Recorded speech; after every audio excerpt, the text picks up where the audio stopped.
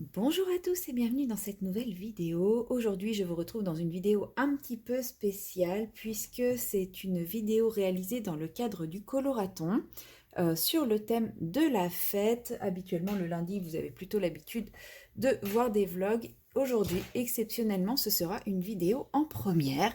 Et pour cela, j'ai décidé de mettre en couleur la superbe illustration réalisée par Clanadia pour le coloraton. Vous retrouvez les informations sur cette illustration ainsi qu'un lien pour la télécharger dans ma barre de description.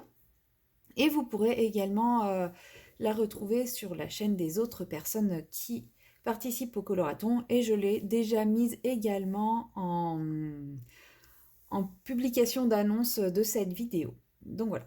Donc cette illustration, je l'ai imprimée sur du papier spécial marqueur à alcool de la marque Canson. Donc c'est un papier layout. C'est un papier qui est beaucoup plus fin et qui normalement n'absorbe pas trop le marqueur à alcool et permet de mieux fondre les couleurs, de mieux les mélanger. Au départ, je voulais le faire à l'aquarelle, seulement mon papier aquarelle ne passe pas dans mon imprimante et je n'avais pas le temps d'aller faire imprimer mon papier ailleurs.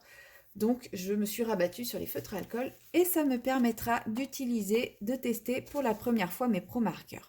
Alors, j'ai une gamme de 24, ce qui, je pense, ne sera pas suffisant pour faire ce coloriage-ci, mais je viendrai compléter, c'est pas grave, avec mes Twin Markers de chez Action. Pour cette vidéo, comme c'est une vidéo en première, j'ai voulu mettre un petit peu d'interaction. Donc pour cela, j'ai décidé de créer un petit tag sur le thème de la fête, puisque la fête est le thème choisi pour le coloraton. Donc en fait, ce tag va être divisé en deux parties. Il y a vraiment un tag sur le thème de la fête de manière générale.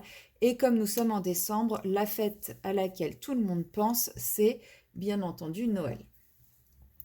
Donc, comme vous le savez, les feutres à alcool nécessitent de pas trop faire de pause, donc il est possible que des fois je meuble un peu ou comment dire, ou je ne parle pas le temps de finir la zone que je suis en train de coloriser, plutôt que de m'arrêter pour regarder la question suivante, puisque les questions, je ne les ai pas en tête. Mon tag en tout fait une vingtaine de questions, 22 je crois si mes souvenirs sont bons, et je n'ai pas retenu l'intégralité des questions. Pour ce coloriage, je ne pense pas que je le finirai avec vous. En fait, je viendrai terminer les ombres ensuite au crayon de couleur. Alors, par rapport au tag fête, la première question est: si je te dis fête, à quoi penses-tu? Alors, pour moi, aujourd'hui, lorsqu'on me dit fête, je pense principalement aux fêtes, entre guillemets, calendaires. C'est-à-dire aux fêtes de Noël, à la fête de Pâques, voilà, aux fêtes qui font qu'on se retrouve en famille. Je ne pense plus comme j'aurais pu le faire à une époque quand j'étais étudiante, par exemple. Si on me disait fête, je pensais aux soirées, etc. Maintenant, c'est plus les réunions de famille, les choses comme ça, que m'évoque moi le mot fête. Ensuite, peux-tu raconter un souvenir de fête? Eh bien, je vais raconter un souvenir de fête, mais fête dans le sens du thème initialement proposé pour le coloraton, c'est-à-dire la fiesta boum boum. Et c'était les 30 ans d'une amie. Elle avait décidé de fêter son anniversaire avec une soirée déguisée. On en faisait pas mal, nous, à cette époque-là. Et elle avait choisi le thème soirée moche. Donc en fait, l'idée, c'était de venir en moche, avec, de s'en les dire au maximum. Et là où ça a été très drôle, c'est que ses voisins, eux, faisaient... donc ses voisins, ils devaient avoir 17-18 ans à peine. Et les enfants de ses voisins, du coup, faisaient une soirée eux aussi. Et ils arrivaient tous en ultra habillés, etc. Alors que nous, on arrivait, on arrivait habillés avec des sacs poubelles, enfin des choses comme ça. On avait vraiment poussé le jeu au maximum. Et c'était très drôle parce qu'eux, ils arrivaient complètement bling bling et tout. Nous, on ressemblait à rien. Et, euh, eux, ils étaient complètement choqués de nous voir dans notre accoutrement et tout. Et ça nous avait beaucoup fait rire. On les taquinait. Après, il n'y avait rien de méchant, mais on les taquinait. Et c'est là qu'on voit l'importance de l'aspect physique pour les jeunes adultes parce que voilà, quand on leur disait qu'ils s'étaient trompés de soirée, que c'était avec nous qu'ils devaient être, à chaque fois, certains le prenaient très très mal, alors que bon, voilà, nous, on était dans l'amusement.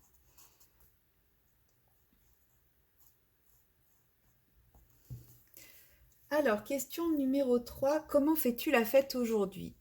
Eh bien, aujourd'hui, je dirais que je ne fais plus la fête. Alors, c'est à relativiser, bien entendu. Je fais toujours la fête, mais en fait, ce n'est plus des fêtes programmées. C'est, avec mes amis, on ne dit pas, ah ouais, on va faire la fête tel jour. Enfin, voilà, il n'y a pas cette notion de fête en général. On décide de se retrouver et la soirée peut évoluer en direction d'une fête, comme elle peut évoluer en direction de quelque chose de plus tranquille avec des jeux de société. En général, c'est pas prémédité. On se retrouve, on fait un apéritif dînatoire et puis bah, la soirée suit son cours et puis bah, parfois ça se transforme en fête et c'est sympa. Mais voilà, y a rien de planifié.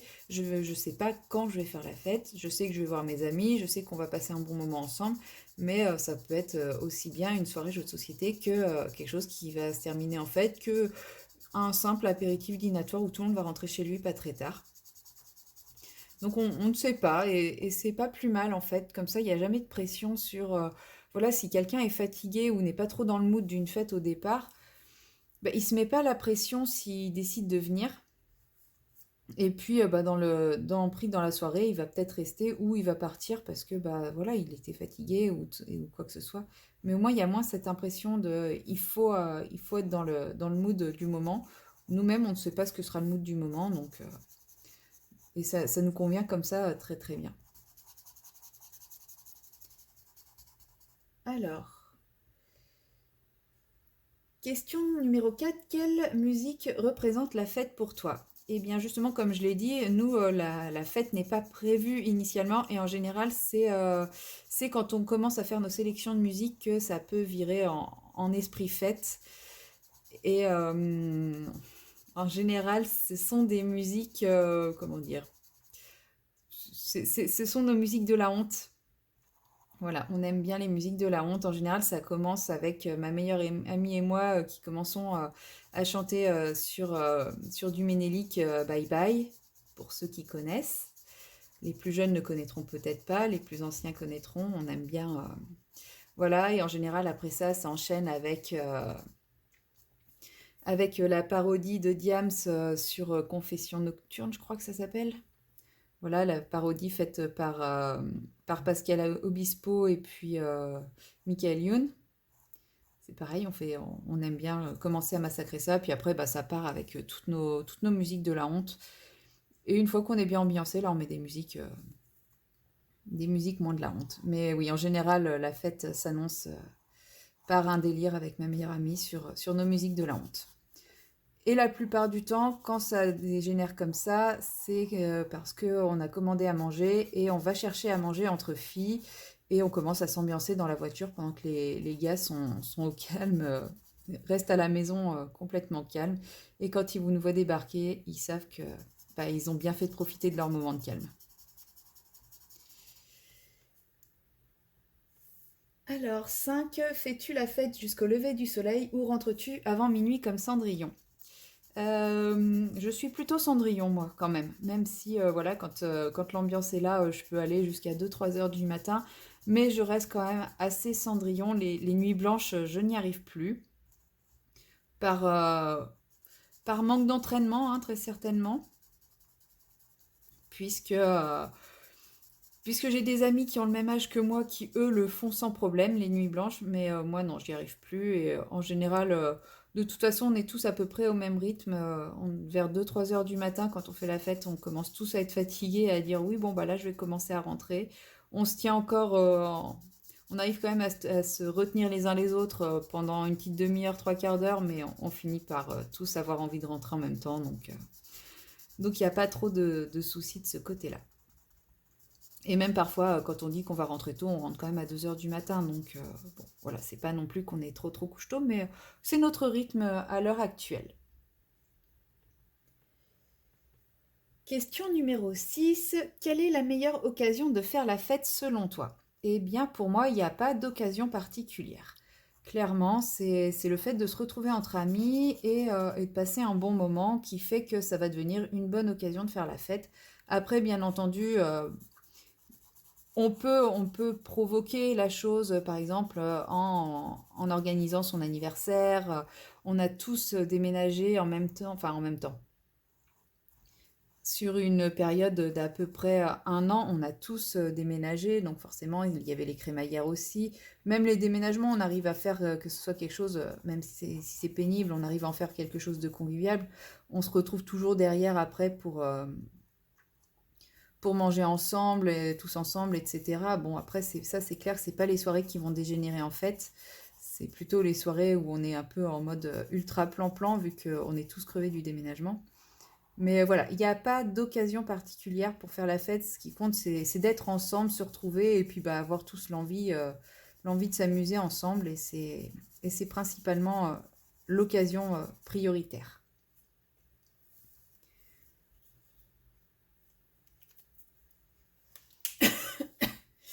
Question numéro 7.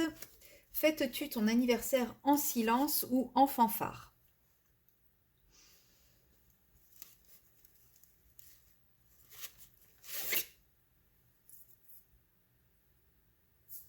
Excusez-moi, j'étais en train de je cherchais ma couleur.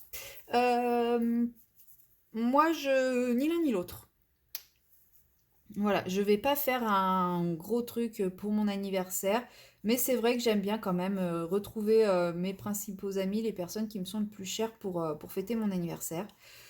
J'avais envisagé de faire quelque chose de plus fanfare pour mes 40 ans, mais au final, bah, je me rends compte que je ne sais pas du tout quand j'arriverai à le faire, puisque j'ai décidé de partir au Japon pour mes 40 ans.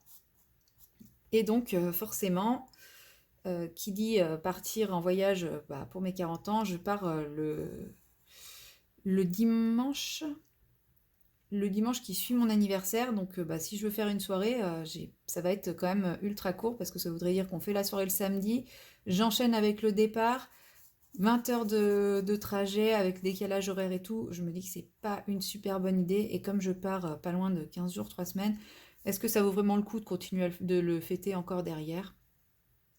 Je ne sais pas trop, donc voilà, au final, je pense que je vais plutôt le faire discrètement, pas, enfin un petit truc rapide, mais ça va pas être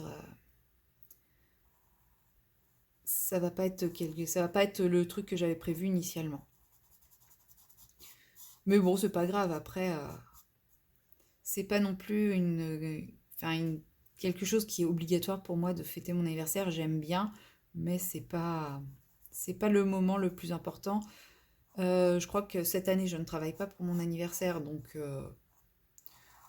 mais je travaille le lendemain. Donc je pense que le lendemain, je ramènerai des petites bricoles à partager avec mes collègues. Mais voilà, c'est pareil, je vais pas faire les prévenir je ne sais combien de temps à l'avance que c'est mon anniversaire, etc.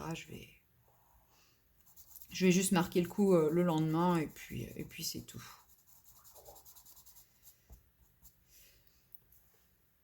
Question numéro 8.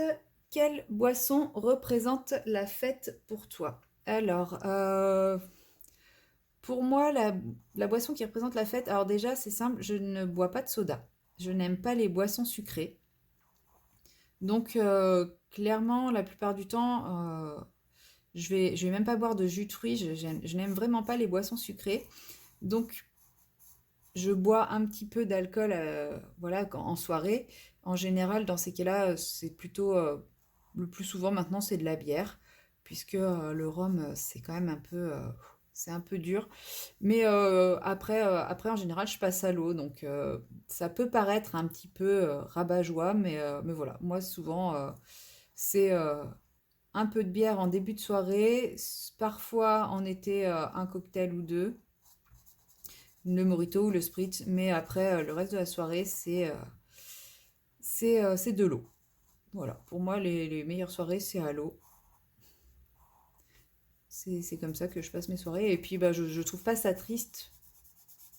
Parce que, en général, si je bois de l'eau, c'est que j'ai soif. Mais oui, ce que je bois majoritairement, ça reste l'eau.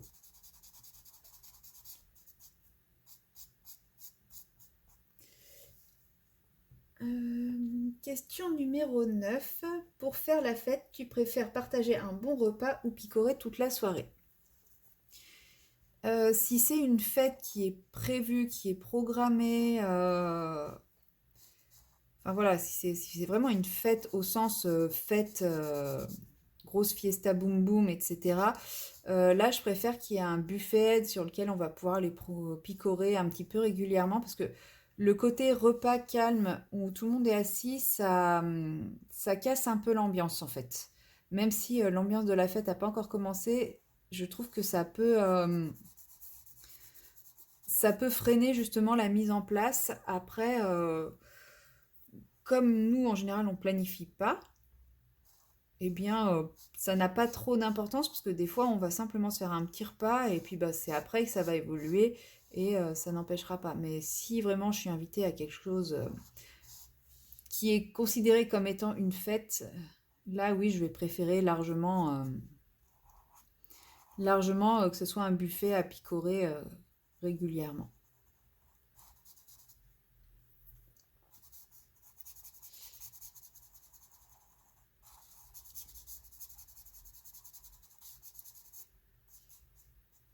Alors, question numéro 10. As-tu des fêtes organisées dans ton cadre professionnel? Si oui, c'est plutôt ambiance détente ou plutôt ambiance retenue? Moi, là où je travaille actuellement, il y a 2 à 3 fois dans l'année des soirées organisées par la clinique. Voilà, après, je suis dans une toute petite clinique, hein, on est vraiment une toute petite équipe, on se connaît pas tous, mais, mais voilà, ça déplace pas 500 personnes, quoi, quand il y a une soirée d'organiser. Et de ce fait, c'est vrai qu'il y a un côté un peu plus familial lors des soirées, et notamment la dernière qui a été organisée. Alors après, c'est vrai que même si on essaye de mélanger, chaque équipe reste toujours entre elles en général. Il y a très peu de mélange. C'est-à-dire que bah, les infirmiers du bloc viennent un petit peu voir les infirmiers d'hospitalisation, mais les médecins, bon, bah, restent un peu entre médecins, l'administratif reste un peu entre administratifs, etc. Ça donne un côté un petit peu, comment dire, un petit peu sur la retenue, mais au final, tout le monde s'amuse et voilà, ça reste quand même bon enfant et assez décontracté, même si la directrice est là, il n'y a pas cette sensation, enfin, on n'a pas de sensation de on est jugé, non, voilà, tout le monde profite du moment. Je pense notamment à la dernière qui a eu lieu. C'était euh, c'était au mois de juin, je crois, juste après la période de certification. Donc c'est un moment qui est important pour le bon fonctionnement de la clinique par la suite, parce que si on n'obtient pas la certification, la clinique n'a plus le droit de recevoir des patients. Alors c'est un peu plus compliqué que ça, mais voilà, en gros, ça donne quand même un certain stress. Et du coup, la clinique ensuite a organisé une soirée pour nous remercier d'avoir tous participé à cette certification, d'avoir tous donné le meilleur de nous-mêmes pour la réussite de ça. Et donc, cette soirée qui venait juste après une période de stress assez important a été plutôt bien perçue et ça a été une soirée avec une très très bonne ambiance. Où là, ben voilà, tout le monde était là pour profiter du moment, pour profiter de l'instant et sans prise de tête, contrairement à toute la pression qu'on avait eue sur les périodes avant. Donc on a quand même cette chance d'être pas trop, même si on ne se mélange pas parmi les équipes. Pardon, je suis en train de perdre ma voix. Je me dis que ma vidéo est censée tenir 1 heure et ça fait même pas 20 minutes et je suis en train de perdre ma voix. C'est super. Qu'est-ce que je disais? Oui, que même si on ne se mélange pas entre nous, on a quand même on arrive quand même à profiter de bons moments tous ensemble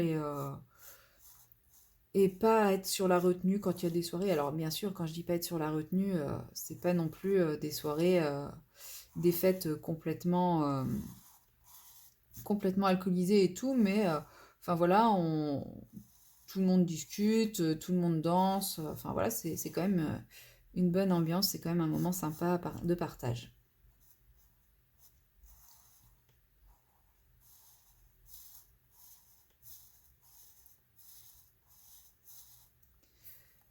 Pour le tag sur la fête, c'est terminé. Je n'avais pas réussi à imaginer d'autres questions.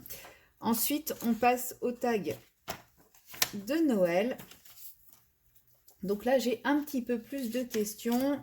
Voilà. Mais je voulais quand même marquer le coup avec le côté fête, puisque voilà, à la base, le thème, c'est la fiesta boum boum et non les fêtes de fin d'année. Mais difficile de commencer cette période de décembre sans parler justement des fêtes de fin d'année. Donc c'est pour ça que j'ai cumulé les deux tags. Alors je termine le pantalon.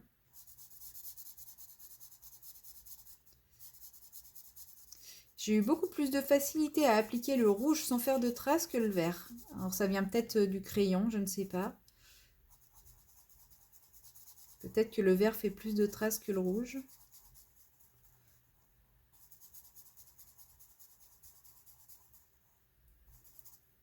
Bien entendu, notre petit Emric qui apporte les cadeaux, je le fais aux couleurs traditionnelles de Noël. Enfin, en tout cas, aux couleurs qui, pour moi, représentent Noël, à savoir le rouge, le vert et l'or. Donc là, pour le moment, j'ai pas encore sorti mon or, mais je vous rassure, ça va arriver. Pour le moment, je délimite principalement les différentes zones. Voilà. Ce n'est pas du tout un Color With Me ou un Patouille With Me, parce que comme je vous dis, là, je fais juste la première base, la première couche au marqueur à alcool, et je viendrai peaufiner tout ça ultérieurement quand au crayon pour le rendu, et je vous montrerai le rendu très certainement uniquement au moment des coloriages terminés. Je ne pense pas que j'arriverai à vous le présenter avant, sachant que je n'ai même pas encore commencé de vlog pour la semaine prochaine. J'avais dit que je ferais sur les 2 semaines, mais au final, je n'ai fait aucun vlog pour le moment. Je vais essayer de m'y mettre après. Voilà, qu'est-ce que je voulais colorier? Le ouf, avec celui... Non, c'était pas avec celui-ci.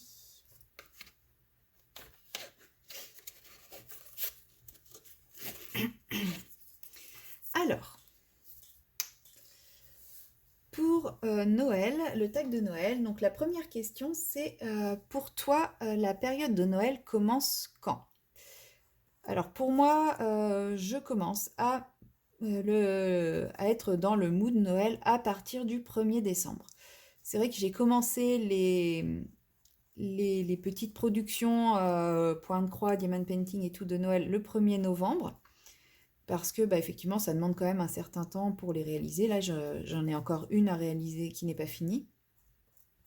Mais sinon, le côté mood de Noël, c'est le 1er décembre. Le 1er décembre, j'ouvre mes premières cases de calendrier de l'Avent. Oui, je dis bien mais parce que cette année, j'en ai 2. Et potentiellement, je me tâte à en prendre un troisième avec du chocolat dedans, parce que j'ai très très envie de chocolat en ce moment.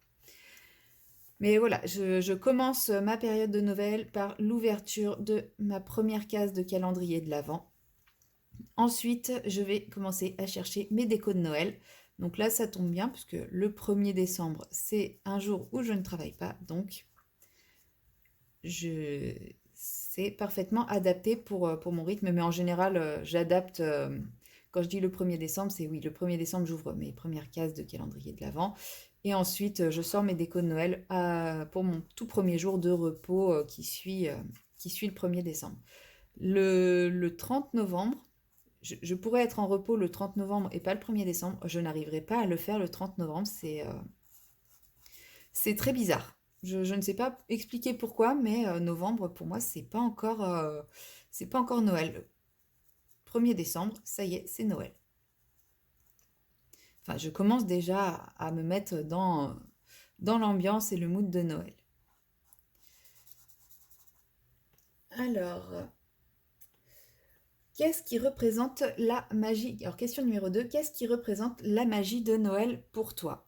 Alors, pour moi, la magie de Noël, ça passe principalement par les décorations. Et par là, j'entends les décorations entre guillemets traditionnelles. Euh, Peu importe la couleur, hein, enfin la couleur, chacun fait comme il veut. Enfin, chacun utilise les couleurs qui lui plaisent et tout. Ça, c'est pas, pour moi, c'est pas, ça doit pas être obligatoirement rouge et vert. Moi, c'est les couleurs qui me parlent. Et encore, chez moi, les couleurs, je mets du noir dans mes décorations de Noël. J'ai du rouge, du blanc, du vert, du noir et du doré. Voilà, moi, c'est ça, mes couleurs. Voilà, chacun a les couleurs, mais c'est quand même les guirlandes, les boules, les sujets de Noël. J'aime beaucoup tout ce qui est petits sujets en bois, les villages de Noël, enfin tous ces trucs-là. Oui, tous ces trucs qui peuvent être considérés comme kitsch. Moi, ce sont vraiment ces choses-là qui m'inspirent la magie de Noël et aussi les décorations dans les rues, dans les villes, les illuminations et tout ça. Donc là, cette année, je suis pas trop servie. Parce qu'à Nantes, ils ont décrété que cette année, ils ne feraient pas de décoration de Noël, ils feraient un truc artistique, mais qui n'a strictement rien à voir avec Noël. Donc il y a effectivement des illuminations dans les rues, mais enfin, ça pourrait être les illuminations de n'importe quand, quoi. Donc je suis un peu, enfin, du coup, j'ai pas trop l'esprit de Noël sur Nantes cette année.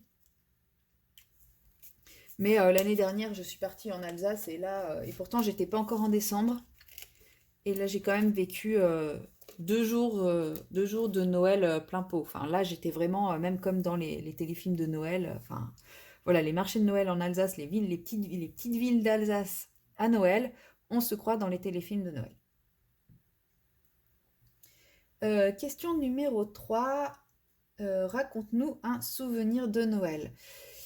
Eh bien, je dirais que moi, le souvenir le plus récent que j'ai qui me rappelle Noël, donc voilà, alors c'était pas du tout à Noël, mais c'était justement ce fameux week-end en Alsace. Donc c'était le tout premier week-end d'ouverture du marché de Noël. Et donc on était encore en novembre, je crois qu'on était quand même fin novembre. Et voilà, on s'est retrouvés avec des amis et on a fait 3 ou 4 marchés, enfin on a fait plein de marchés de Noël sur 2 jours. Et ça, c'était vraiment top, quoi. Même si on était en novembre, là, j'étais à Noël, j'étais dans Noël, quoi. Et d'ailleurs, quand je suis revenue à la vie réelle à la fin de mon week-end, je n'ai jamais réussi à retrouver la magie de Noël derrière. Voilà, j'avais perdu, enfin voilà, j'ai tellement vécu Noël pendant 48 heures à fond que derrière, bah, rien n'arrivait à retrouver cette magie-là et cette ambiance et tout ça. Enfin, je trouve qu'on l'a pas trop vers là où j'habite, quoi. Sinon, en souvenir de Noël, mais vraiment pur souvenir de Noël, c'est un réveillon de Noël chez mes parents quand j'étais ouais, ado. Je pense que j'étais ado, je pense pas que j'étais enfant. Et voilà, c'était des fous rires avec mes parents, avec ma famille, autour du repas, etc. C'est un très bon moment, un très bon souvenir que j'ai de ce repas de Noël-là. Je saurais même pas vous dire quand. Je me souviens juste qu'on a énormément rigolé ce soir-là. On n'était que tous les quatre avec mes parents et ma sœur. Et on a vraiment beaucoup rigolé. Donc j'ai ce souvenir-là. Sinon, j'ai aussi un souvenir de... Alors là, c'était pas un réveillon de Noël, c'était un 25 décembre. On était parti dans les Pyrénées avec la famille de mon ex. En gros, il y avait son père, sa belle-mère, sa sœur, son beau-frère, lui et moi et ses nièces. Et le 25 décembre, donc on avait fait un réveillon le 24, et le 25 décembre au matin, on avait décidé de se faire une petite rando le matin avant de passer sur le repas de Noël qu'on avait commandé chez un traiteur, etc. Et on a fait notre rando et quand on est revenu de notre rando, on s'est mis directement à table avec l'apéritif, mais pas du tout un apéritif ultra travaillé comme on peut voir à Noël avec prise de tête, etc. Non, là, on avait sorti le saucisson, les cacahuètes, le fromage, enfin, vraiment l'apéritif on va dire un peu de tous les jours, le truc un peu sympa, mais ça faisait pas du tout Noël. Et on a commencé comme ça, et au final, ça a été un repas de Noël.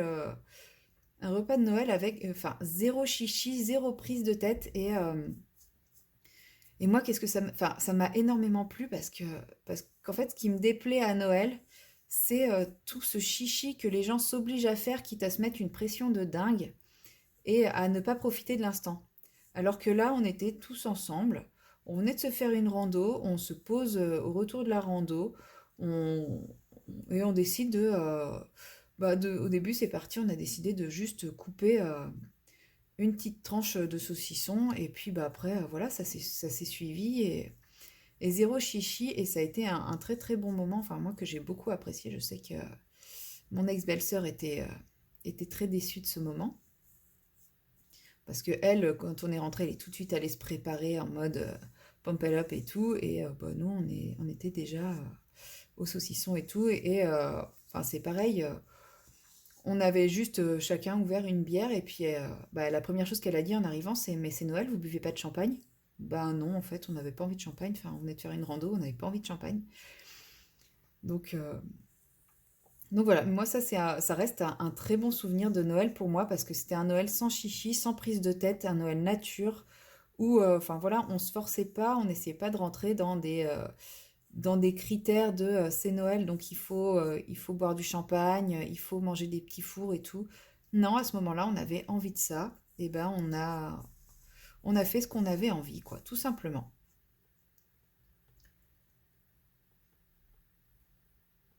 Alors, question numéro 4: as-tu des traditions de Noël?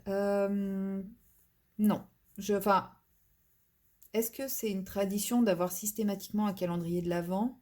Ça, c'est ma petite tradition à moi, mais je pense que c'est plutôt aussi mon côté acheteuse compulsive qui fait que j'aime avoir mon petit calendrier de l'Avent et m'ouvrir ma petite case de calendrier de l'Avent tous les jours jusqu'à Noël. Enfin, mon côté un peu enfantin aussi, hein, on peut dire. On n'a pas vraiment de tradition, nous, en fait. Je répondrai à la question d'après, parce que c'est la question d'après.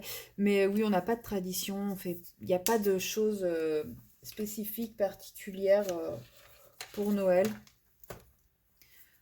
Quand j'étais enfant, on allait voir mes grands-parents maternels, et là, il y avait un peu plus le côté traditionnel, puisqu'ils habitaient dans l'est de la France. Donc, forcément, on arrivait le 24 en fin d'après-midi. Ensuite, on allait faire le marché de Noël.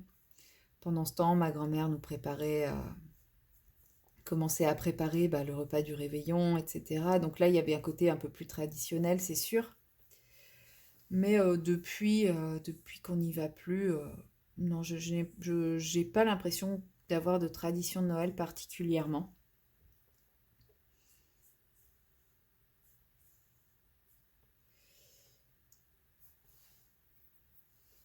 Alors, ensuite, la question numéro 5. La question numéro 5: tu es plutôt team réveillon de Noël le 24 au soir ou plutôt le 25 au matin pour l'ouverture des cadeaux? Eh bien, moi, dans ma famille, ça a toujours été le 25 au matin, et c'est vrai que pour moi,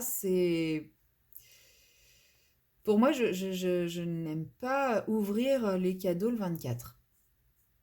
Comme voilà, mon ex-belle-famille, eux, ils faisaient toujours le réveillon le 24, et ben, on ouvrait les cadeaux le 24. Après, s'il y avait un avantage à ce que eux fassent toujours le 24 et ma famille toujours le 25, au moins on se battait pas pour savoir chez qui on allait. Mais, mais c'est vrai que je trouve que ouvrir les cadeaux le 24, ça perd un petit peu de son charme, dans le sens où voilà, les enfants, ils pensent qu'à ça à partir du moment où ils arrivent pour le réveillon. Ils passent toute la moitié du réveillon à réclamer leurs cadeaux. Et enfin voilà, une fois qu'ils ont eu leur cadeau, bah voilà, il n'y a plus rien qui compte. Enfin, ouais, c'est quelque chose, moi, qui me chafouine un peu, qui me chagrine un peu. Enfin, je suis pas très, très fan de ce côté-là. Alors que le fait d'ouvrir les cadeaux le 25, je trouve que, bah voilà, on passe le réveillon tous ensemble, les enfants vont se coucher, on met les cadeaux au pied du sapin.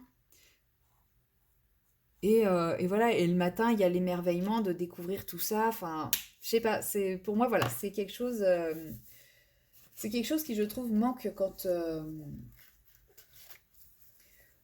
quand justement on le fait le 24. Ça perd un peu de sa magie. Du coup, question numéro 6.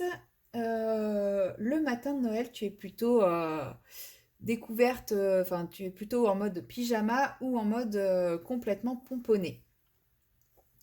Eh bien, maintenant que je n'habite plus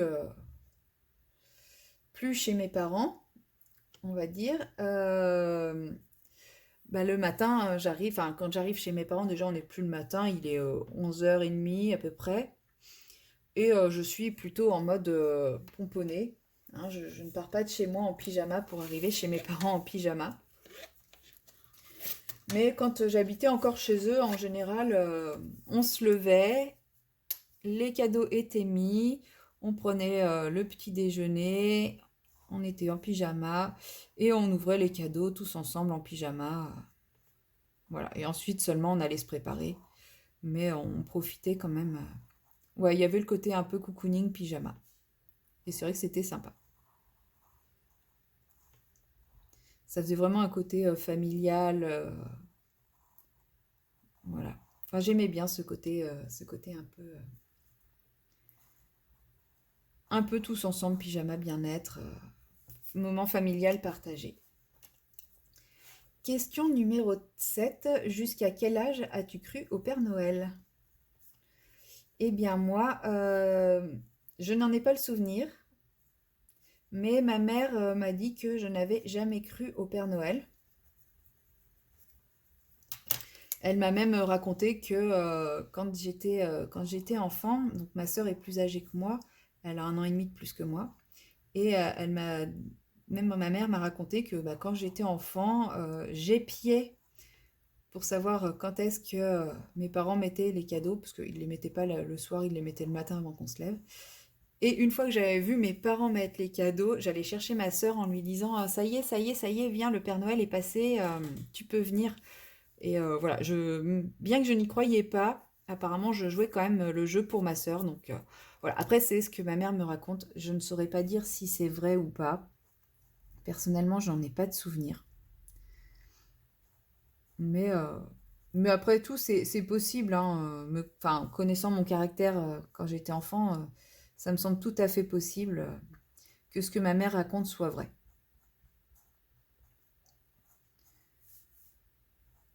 Alors, je vais terminer cette botte avant de faire des bêtises.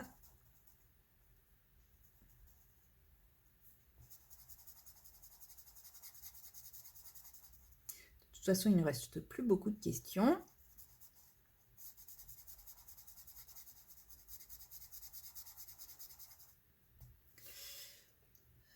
Question numéro 8. Quel est le plat ou la boisson qui représente le mieux Noël à tes yeux? Euh, alors la boisson, non, il n'y a pas de boisson particulière pour moi. Voilà, c'est effectivement pendant le repas de Noël, on va mettre un petit peu de vin, etc. Mais voilà, nous, on ne boit pas de champagne, on ne boit pas de choses comme ça. On reste quand même assez simple, sans trop de chichi. Et le plat qui représente Noël pour moi, euh, en fait, donc ma grand-mère maternelle chez qui on allait passer Noël habite dans l'est de la France. Donc là-bas, il y a quand même des spécialités qu'on aime bien. Et comme on n'allait pas très souvent chez eux, souvent on y allait 2 fois dans l'année, dont une des 2 fois à Noël. Ma grand-mère aimait bien nous faire bah, justement ces spécialités qu'on aimait pour Noël. Donc en général, le 24 au soir, on mangeait une fondue chinoise, donc qui n'a rien à voir avec Noël. Et suivant le nombre de jours où on restait, le 25, on mangeait soit un plat plus traditionnel avec une volaille, etc. Soit si on restait pas longtemps, en général, le 25 décembre, c'était le jour de la choucroute. Alors je sais qu'il y a beaucoup de gens qui vont faire la moue quand je dis ça, en se disant de la choucroute Burk. Je peux le comprendre. Maintenant, la vraie choucroute alsacienne, recette grand-mère, qui aujourd'hui est devenue la recette de ma maman, qui est très bonne aussi et très digeste. Et voilà, surtout qu'en plus, dans la recette alsacienne, c'est fait au vin blanc. Et au vin blanc, ça donne justement cette acidité au chou, alors que la recette faite par ma grand-mère, donc de là où habite ma grand-mère, elle est toujours vivante, la recette de ma grand-mère, c'est une recette à base de bière. Donc en fait, le chou est cuit dans la bière et du coup, c'est beaucoup moins acide. Ça donne un petit goût. En plus, enfin voilà, le goût est bien meilleur. Et puis bon, voilà, c'est caramélisé. Il y a vraiment ce côté. Enfin voilà, ça ressemble pas à la choucroute qu'on mange partout, quoi. Clairement, ça n'a rien à voir. Je ne mangerai pas n'importe quelle choucroute. Mais voilà. Donc aussi bizarre que ça puisse paraître, pour moi, la choucroute, bah oui, ça me fait penser au Noël de mon enfance. Maintenant, sinon, bah, traditionnellement, dans ma famille, on va manger une volaille. Donc, comme on n'est pas très nombreux, ça sera plutôt une pintade. Ou alors, on mange du poisson aussi. On aime bien faire du poisson pour Noël.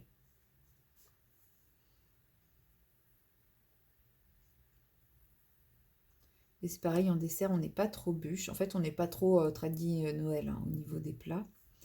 On aime bien se faire un, un sorbet ou une bûche glacée, quelque chose de plus léger parce que c'est vrai qu'on mange énormément à Noël. Et moi, je n'aime pas trop manger. J'aime manger souvent, mais je n'aime pas les repas gargantuesques. Les repas qui durent trop longtemps, où on reste à table pendant des heures et tout, systématiquement, je suis malade. Alors que je pourrais manger exactement la même quantité de nourriture sur 24 heures, mais si je ne le mangeais pas en continu comme ça, eh ben, ça passerait.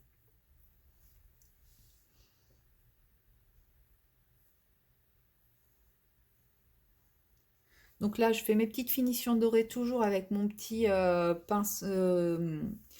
marqueur pinceau que j'avais eu chez Action, que j'avais trouvé chez Action. Lui, franchement, quand il va plus être de ce monde, je vais vraiment être malheureuse. Parce que j'en ai jamais retrouvé de ceux-là. Donc si jamais vous en voyez, n'hésitez pas à me le dire s'ils sont revenus. J'essaierai de faire un tour dans mon Action, même si mon Action, clairement, n'est pas le Action le plus fourni de la Terre. Mais voilà, si vraiment, si un jour vous en voyez dans vos actions, n'hésitez pas à me le dire, j'essaierai d'en trouver de mon côté. Ensuite, je reprends mon tag, il reste que 4 petites questions. Participes-tu à des Secret Santa? Et si oui, comment réagis-tu si tu tombes sur une personne que tu n'apprécies pas? Bon, cette question, j'y ai pensé parce que en ce moment, c'est plutôt tendu au boulot. Et justement, il y a un Secret Santa pour la soirée de Noël qui aura lieu. Et moi, j'ai pas voulu m'y inscrire parce que justement, je me suis dit, mais si je tombe sur la personne qui en ce moment me crée, qui me stresse en ce moment, j'aurais beaucoup de mal à lui offrir un cadeau. Et personnellement, je ne sais pas faire. Euh, Faire un cadeau à quelqu'un que je n'apprécie pas, je ne sais pas faire. Donc voilà, si vous participez à des Secret Santa dans le cadre professionnel, parce que dans la famille en général, on arrive quand même à apprécier, à plutôt apprécier les gens, mais voilà, si dans le cadre professionnel, il vous arrive de faire des Secret Santa et que euh, vous... Comment dire?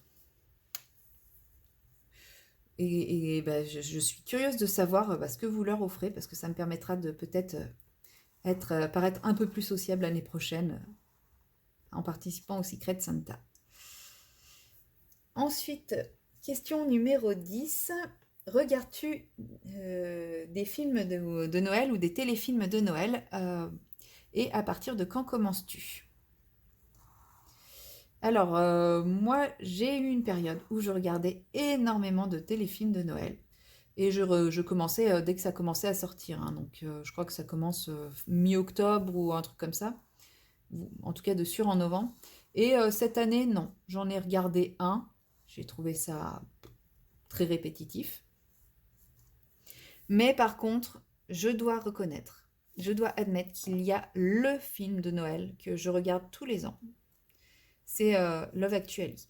Et cette année, ils ont décidé de le repasser au cinéma. Donc, alors dans les autres villes, je ne sais pas, mais en tout cas sur Nantes, il y a une projection spéciale de Love Actually le 5 décembre en VO. Donc là, je suis trop contente. J'ai déjà pris ma place, hein, pour être honnête. Dès que j'ai appris que ça sortait, j'ai pris ma place. C'est pour moi le film de Noël, le meilleur film de Noël, tout simplement. Et sinon, je me souviens, c'était il y a 2 ans, je crois. Ouais, ça doit être il y a 2 ans. Sur Netflix, ils avaient sorti une série qui s'appelait Lutin. Et donc, c'est une série de Noël, mais en mode série d'horreur. C'était des lutins qui bouffaient tout le monde et qui. Enfin, voilà. Et j'avais trouvé le concept vraiment sympa de casser ce côté téléfilm un peu cucu de Noël, partir sur les stéréotypes des films de Noël et en créer une série d'horreur. Donc ça, j'avais beaucoup aimé.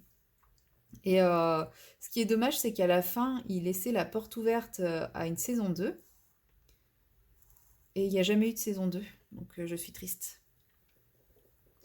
Je suis un peu triste par rapport à ça. Parce que franchement, il y aurait une saison 2, je l'aurais regardée. Et apparemment, cette série, en plus, enfin la saison 1 a eu un très très grand succès, donc c'est bizarre qu'ils aient pas décidé de faire une saison 2.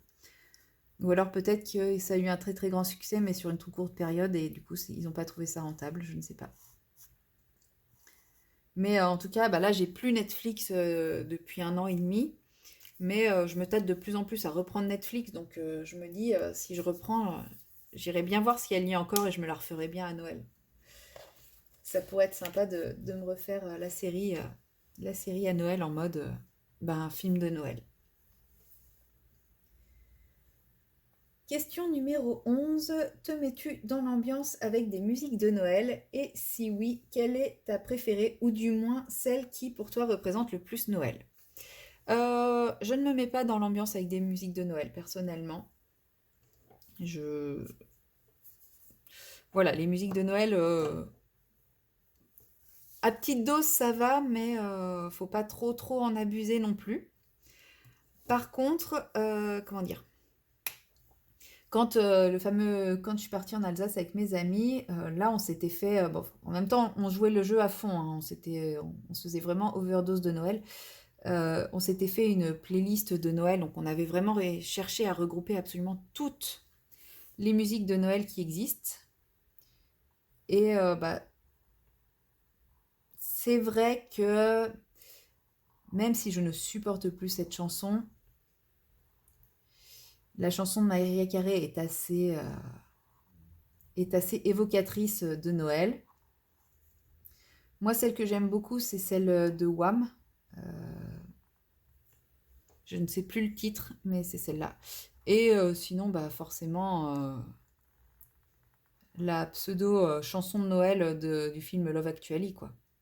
Avec ce chanteur complètement has-been et tout. Enfin, j'aime énormément. Enfin, voilà, mais parce qu'elle me fait penser à ce film et à tout ce que ce film représente pour moi. Mais voilà, ça va m'aider à me mettre dans l'ambiance de Noël. Sinon, ça serait celle de Wham, dont je n'ai même pas, le titre ne me revient même pas aujourd'hui. Mais en même temps, au moment où je vous filme cette vidéo, on est le 30 novembre, donc c'est normal. Au moment où je chatterai avec vous sur ma vidéo première, eh bien, j'aurai probablement le titre en tête et je pourrai vous le donner puisque je serai déjà partie dans l'ambiance Noël.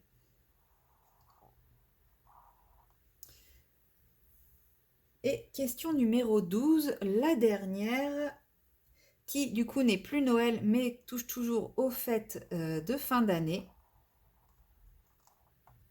Alors, je fais durer le suspense pour la dernière question. Euh, Quel est pour toi un réveillon de la Saint-Sylvestre réussi? Car qui dit fête dit quand même, bien entendu, le réveillon de la Saint-Sylvestre. Eh bien, moi, le réveillon de la Saint-Sylvestre n'a aucune importance. Ça fait des années et des années que je ne fête, enfin, je ne porte plus d'intérêt à cette fête. Je peux pas dire que je la fête pas, puisque si, il m'arrive de faire des choses, mais je préfère les soirées, enfin, les moments en petit comité pour cette fête. Euh, avec mon ex, en général, on se faisait un très bon repas à la maison, juste tous les deux, et ça nous allait très bien. Mais en plus, sachant que très souvent, quand on travaille dans le médical, on fait au moins une des deux fêtes. Et bah, moi, je préférais me mettre volontaire pour le 1er décembre et avoir mon 25 décembre pour moi, pour être en famille. Donc voilà, c'est aussi pour ça que j'ai pris l'habitude de ne rien faire. Bon, cette année, là où je travaille, on n'a pas le choix, on n'a plus le choix. Donc je me retrouve à faire le 25 décembre et le 31 décembre. Joie. Il en faut, hein, c'est tombé sur moi cette année. Peut-être que l'année prochaine, je serai un peu plus épargnée, je verrai. Bon, de toute façon, c'est pas très grave, hein. Je fêterai Noël avec ma famille le 28, je crois. Et bon, bah, le 31 décembre, si j'ai quelque chose de prévu le soir, je pourrais quand même toujours y aller, même si je finis à 20 h, c'est pas très très grave. Mais c'est vrai que je préfère les soirées en plus petit comité, soit à se faire une bonne bouffe avec bah, les amis très proches, soit se faire une soirée jeu de société. Voilà. Moi, je suis plus, pour le 31 décembre en tout cas, je suis plus la grosse fiesta boum boum où il faut absolument faire la fête, où on s'oblige à faire la fête. En fait, c'est ça qui me gêne dans cette fête-là. C'est pas le fait de fêter la nouvelle année, même si j'avoue que là, depuis plusieurs années, j'ai un peu hâte que la roue tourne. Mais c'est cette obligation de faire la fête. Et si on n'a pas envie de faire la fête, bah, on va rater son année, quoi. Alors que pas du tout. Enfin voilà, c'est pas parce qu'on fait pas la fête ou qu'on fait un truc calme que qu'on fait pas les choses correctement. Et c'est ce qui me gêne, moi, dans cette soirée du réveillon, c'est cette sensation qu'il faut impérativement faire la fête. Mais voilà, du coup, cette année, j'ai encore rien de prévu. Je pense que je verrai au dernier moment ce que mes différents amis font, et puis j'essaierai de me trouver un petit quelque chose où m'incruster. Sinon, eh ben, je ferai ça tranquillement avec mes petits chats, et ça sera pas non plus. Enfin, je ne trouverai pas ça déprimant pour autant, quoi. J'ai plein de petits points rouges. Je pense que j'ai bavé avec mon feutre. Donc voilà, enfin voilà, je ne sais pas encore ce que je ferai. Je verrai bien. Et, euh, et dans tous les cas, enfin, ça sera pas forcément un mauvais moment pour moi. L'année dernière, j'ai fait le réveillon avec une copine. On s'est un peu forcé en fait pour faire le réveillon ensemble. Et au final, bah, on était crevés toutes les deux.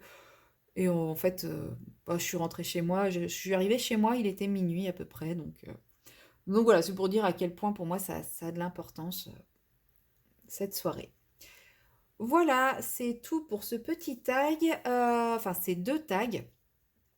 Je décide volontairement de ne taguer personne puisque je ne sais pas qui sera présent au moment de la diffusion de la vidéo, sachant que bien entendu, j'espère que vous aurez vous aurez profité du fait que ce soit une vidéo en première pour vous-même répondre à ces questions dans le chat, pour qu'on puisse en parler ensemble, discuter, etc., partager nos expériences, nos habitudes et tout ça. Donc voilà, je n'ai pas envie de taguer des gens parce que peut-être que des gens auront répondu dans le chat et n'auront pas forcément envie de le reprendre derrière. D'autres auront peut-être quand même, s'ils ont répondu dans le chat, auront envie de reprendre la vidéo, enfin de reprendre le tag, d'en reprendre un, de reprendre deux, de les prendre séparément ou autre.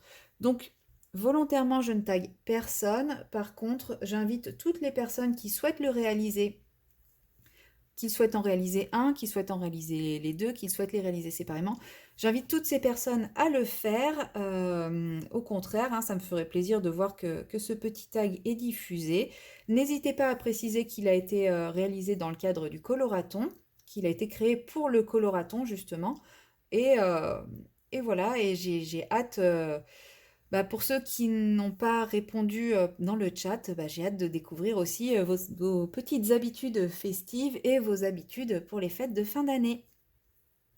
Et bah, moi, je clôture ma vidéo ici et je vous souhaite donc une très bonne fin de journée, une très bonne soirée. Et je vous dis à très bientôt dans une prochaine vidéo. Bye bye!